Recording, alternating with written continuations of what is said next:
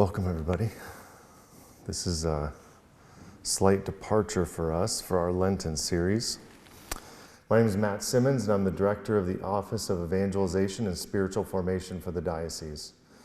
And we've had several different types of series. They're usually more on the catechetical line. But the last year or so, I've really been focused on encounter. The thing we all need is an encounter with Christ. We need to encounter the God-man. Many of us are pretty well catechized, right? We know the truths of the faith, but those truths in themselves are merely fingers pointing to the person, to the man who is the truth. Jesus. He is the way, the truth, and the life. In Jesus, we see objective truth meet the subject and become one, right there in him. And we see how this works. And what the truths of our faith are meant to do is they're meant to come into our minds, sink down to our hearts in the midst of prayer, and change us and purify our hearts. Purify the way we think, purify the way we feel, and purify our desires. And the hope is that we can experience what Jesus describes in John 5:19, where he says, I only do what I see the Father doing. Think about that for a minute. Jesus only does what he sees the Father doing. He doesn't do anything else. He does not take one step outside the Father's will. He doesn't speak one word outside the Father's will. He lives in the depths of intimacy with the Father where the two have become one. And what Jesus thinks, the Father thinks. What Jesus feels, the Father feels. And what Jesus desires, the Father desires. And he just walks and lives it out. Many have reduced Christianity to an ideology or a way of believing or a group that we adhere to. When the truth is that Christianity is meant to be Jesus comes into us and fundamentally changes us. He makes us into new creatures. We're not bound by the natural order anymore. Jesus was not bound by the natural order. This is why he could fast for 40 days and 40 nights and not be dead after 3 or 4 days. Because ordinarily he should be with no water, right? But he surpasses all of that. This is why when he touches a broken limb, it gets healed. When he touches a person that has a demon in them, they leave. When somebody is dead and he calls them forth, they rise. Because the Holy Spirit who came upon Jesus in his baptism is the same Spirit that comes into us, and he's the Spirit of life, and he gives life to the dead. Tonight, what I had on there was forgiveness. Forgiveness is really important.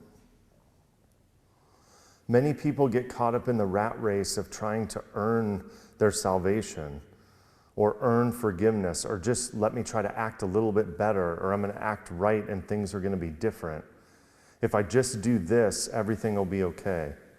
If I just click those beads, Mary's going to douse grace on everything and it'll all be all right. We have this mistaken notion that if we just do more, everything will work out. The truth is that we can't do anything of ourselves. Carnal man or natural man is fallen. We don't have it in us. When Adam and Eve dwelled in the garden in the beginning, before the fall, God dwelled within them and walked with them in the garden. The God who created everything out of nothing was inside of them, permeated them. Their hearts were like the filament on a light bulb, and his Spirit just lit that thing up and radiated out of them. They were divinized, as the Catechism says. The Jews would say that our fingernails are the last vestiges of what we looked like in the beginning. They're kind of luminescent and iridescent. Can kind of make one think of Jesus at the Transfiguration when he shone bright. But that's what Adam and Eve were in the beginning. And they were given a choice. God had chosen them from all eternity. He chose them to make them from all eternity. Do we realize God chose you? He chose me from all eternity. He knew you from all eternity and knew you would be here tonight doing exactly what you're doing, with the blessings in your lives, with the problems in your lives. He knew you. However you came into existence, it wasn't just your parents. Many people try to have babies and they don't. Because God blesses and chooses when a child will come. He specifically chose when you would come. And he has a plan for your life. You're a gift given to this world. And you have a purpose and a responsibility here, and something to do that nobody else has. That I don't have, that Father doesn't have, Jonathan doesn't have, Mary and Bob don't have. We all have a different purpose here.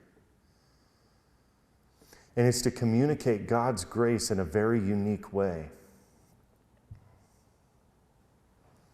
The saints are like prisms hanging in the sunlight. And the way the light refracts through them is different in every single one. But it's the same light that shines through each prism. That's what Adam and Eve were, and that's what we're meant to be. The problem is God chose them, and then he plants this tree, and the question God is asking is, are you going to choose me in return? Or are you going to choose this amazing creation that I've made that is absolutely amazing and beautiful, that drips of grace, that actually comes through Adam and Eve? They are the original, Adam is the original priest through which all grace flowed to the earth. But of course comes the serpent, chirps a little bit of a lie, begins to get Eve to dialogue, and Adam just kind of stands there, limp. Doesn't do anything to save her. He could have laid down his life right there for her, but he didn't. Jesus did that later. And what happens is, as she chooses the fruit, Adam chooses her, and neither one of them choose God, and the whole thing falls apart. They step out of relationship with God, and the light goes out. That spirit that was in them is no longer illuminating them. It's out. And everything falls apart. Death, destruction, antagonism between the two. They start blaming each other. We still see that today. My son was running late this morning to work, and my wife to school, and my wife was like, he can stay here, and left. I was there. He wasn't alone. And I was like, well, you're going to have to wait till she gets back. You're going to be late. He's like, it's her fault. Like, no, it's not her fault. You could have ate your breakfast, bro. But it all falls apart. And the entire Old Testament is God seeking after his people again to put himself back into us. And that's what Jesus accomplishes. See, we became completely unrecognizable. We have these pale pallors, and they're falling apart. I'm starting to feel that. I'm only 42, but it's coming. Can't run as much as I used to, can't move as much as I used to, hurts a little bit. We fall apart now. Death and decay happens.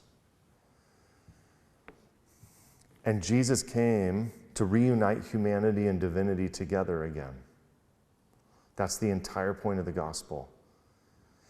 It's not for us to wallow here in this valley of tears, continually putting forth more and more effort to try to be decent human beings and to try to be good sons and daughters so that someday we can get our carrot. We're not here to white knuckle it just to get through and hopefully slide into purgatory. That's not the goal. That sounds like a horrible life to me and very tiring. It's exhausting. The continual effort and the continual work. See, we can't get up there. That's why Jesus came down here. He became one of us because we can't get there no matter how hard we try, no matter what we do. See, we become unrecognizable through sin. The Eastern Fathers talk about how humans are less than beasts, because beasts at least live who they are. Fallen man does not. He lives well below who he is created to be. So Jesus comes to be one of us. He set aside, Philippians 2, he emptied himself. He set aside the power of his divinity. Not his divinity, the power. He lived like one of us. Everything Jesus did, he did as a man. We have a tendency to write Jesus off. Be like, well, that was Jesus. That was God. If God just came down and lived with his power in a human body, like, what would that be? That'd just be God walking around here doing what he does. Instead, it was Jesus, it was a man who lived out 600 plus laws and 10 commandments without failing. He lived everything according to the plan. He never did anything outside the Father's will. And you know what this says to us? We can too.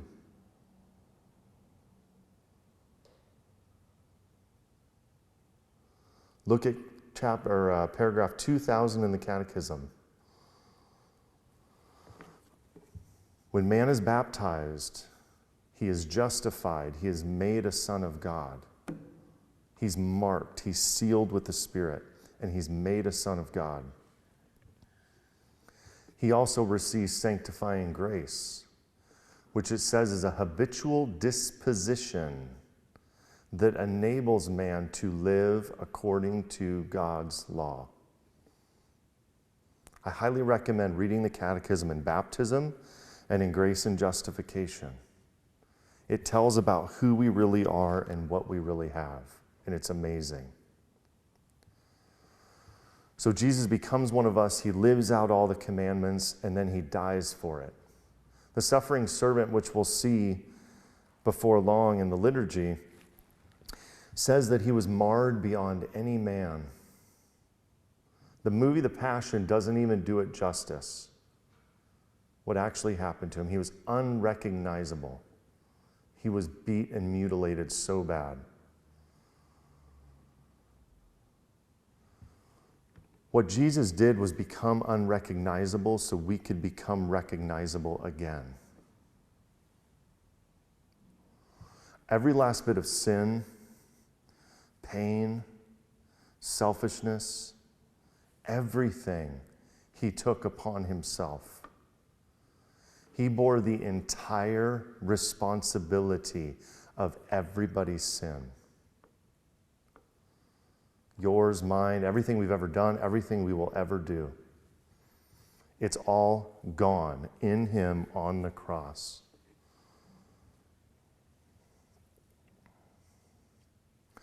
When Jesus dies, Paul says really clearly that the wages of sin is death. Jesus never sinned, therefore he couldn't die. And the Spirit which dwelled in him raised his body from the dead. And he lived and walked and breathed and moved and ate fish, and Thomas stuck his hand in his side, which is really weird to me. I think that'd be really uncomfortable for me, maybe not for him. He lived again. Think about that for a minute. Have you ever seen a deceased person? And then they just get up and start walking around and they're alive again. And he lives forever. And that same Spirit he breathes into us at baptism. The same Spirit that enables him to walk free of sin, he puts in us. The same Spirit that created everything out of nothing. The same Spirit that is the entire reason all of this is even holding together. Everything that is right now dwells in your heart and my heart, in the hearts of the baptized. When we're baptized, we're washed clean. I'm not a cradle Catholic. I was baptized when I was, 9 or 10 years old. I remember it. And I remember what life was like before baptism and after. And it was different. And the longer I've been in the faith and the longer I've been in solid spiritual direction and prayer and working on my life, the more I see how clearly my life is defined by that moment. Something changed in me. A certain type of loneliness was gone. I could never quite go as far off the path as the other people I ran around with did. There was always something there pricking at me that they didn't seem to have, or else they were just much stronger than me at putting it off. And the reason is because I had become a son.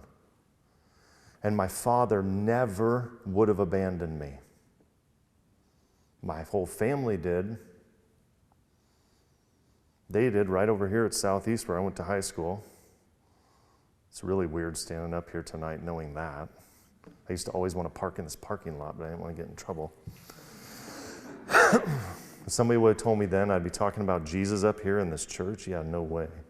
Not a chance. But God was there, continually looking at me, continually drawing me all along, as he does every single one of us. And the baptized have something in their heart that they just can't let go of. It's always there.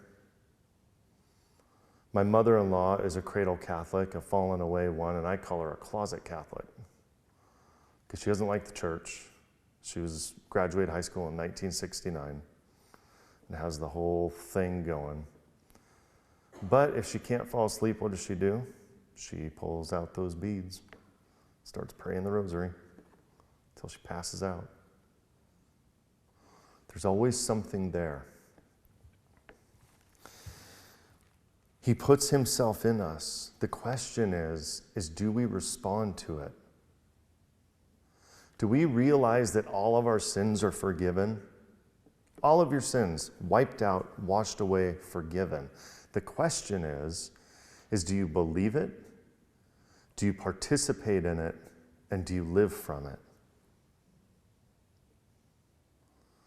Do we understand this truth that everything that ever was, he just washed it away? He forgave it. Paul talks really clearly about all we have to do is believe. And this is the disposition we receive at baptism, is a new mind, a new mindset, the mind of Christ, the Spirit of Christ who dwells in us. And Paul talks really clearly about putting away the old man, putting away the carnal man, which means the natural person that is not of God, and putting on Jesus, and following only the Spirit in one's life. He says, for one who follows the Spirit, there is no sin left. In Hebrews, he talks about washing us of a sin consciousness. That was really hard for me to understand until somebody explained it. They went to Germany and they were driving on the Autobahn, and they really wanted to go fast. But they had 75 in their mind, and they'd try to get above 75 and start getting a little, because they were conscious of the law. They were conscious of everything that they had learned all this stuff, and they weren't free to move beyond that. But Paul says we're free of everything. We don't have dietary restrictions. We don't have all of this stuff. We're free to live and move and breathe in Him. The question is, do we believe it first? Then do we receive it? Do we place ourselves in His presence like this and lay bare our heart? Because we can't clean ourselves up. We can change our behavior. We can white knuckle it. We can kind of get it together. But I cannot change my selfishness in my heart. It's just there. It's beyond what I'm even capable of doing. It's the old disposition. Monsignor John Esseff, he gave spiritual direction to Mother Teresa and was spiritual child to Padre Pio. He still lives. He comes to Omaha in the summers to do some work. And he talks about how sin is a lens through which we view things. So for the judgmental person, that'd be me, it's a lens through which they view life, a lens of judgment. And they have behaviors that go accordingly. And we can confess the behaviors all day long and bring God's grace in, which is an amazing thing. But we also have to splay our heart open and get to the root of why the judgment's there, so that that filter or that lens can be removed and we can be free. And the freedom that Christ offers us is exactly that. To be free of those things. To be free of guilt, shame, fear, condemnation. The things that the majority of us are plagued with, to varying degrees. Lately, one of the things I've been thinking about is I used to live in such a state of fear and agony and anxiety. I was diagnosed bipolar. I had depression, anxiety. I was just a mess. I was a drug addict. I was all over the place. That's why it still surprises me to be doing things like this. Because at different points in my life, not one single human being, not even my own father, wanted me around or wanted anything to do with me. And there's no magic button. There's no magic pill. There was no one confession that cleared me up. There was no one bit of prayer ministry, one time that cleared me up. There was no one time in adoration or personal prayer or catechesis or anything that cleared me up. But what has changed is a completely different life. Believing this reality that I'm forgiven and God forgives. Putting myself in His presence, becoming vulnerable to receive it. Being a bride and letting my bridegroom come to me and pour His life into my heart, into my pain, as I am at any given moment. And when He enters that storm, the chaos, when we're experiencing it, He stills it. Our hearts can be the scariest places in the world, and many of us can feel consumed by them. But it's the very place we have to go. It's the very place we have to open. I had a deliverance session about 2 months ago with a priest in Omaha because when I was 18, I got involved in a cult, worshiped Satan for a while. I've confessed all those things and many more, but I still had this heaviness about me and this constant pressure and anxiety and just this blanket I was always pushing against, and it was inconsistent with everything my life is and my work and everything else, and I just couldn't get free of it. By 2 months ago, I didn't have the kind of fear anymore where I was afraid to get out of bed. I didn't have that kind of fear anymore. No porn addiction anymore.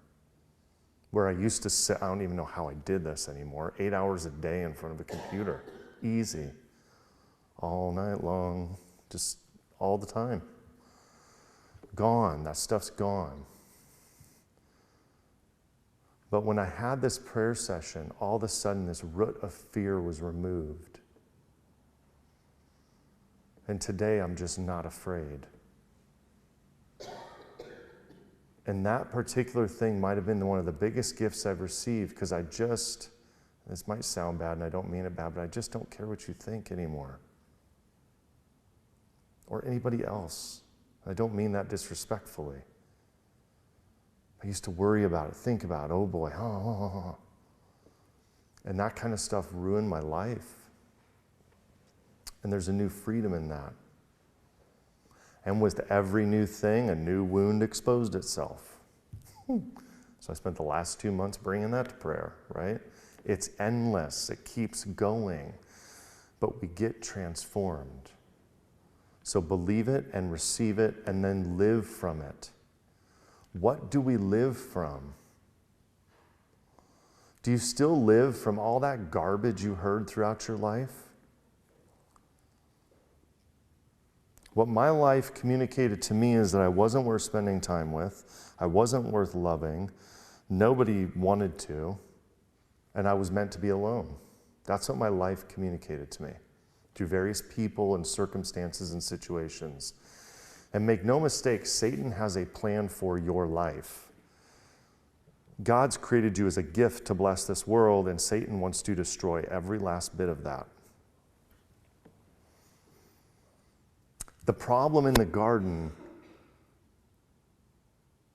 was Adam and Eve listened to the wrong voice. And they submitted themselves to the wrong voice, built communion with the wrong thing, and manifested and did its will.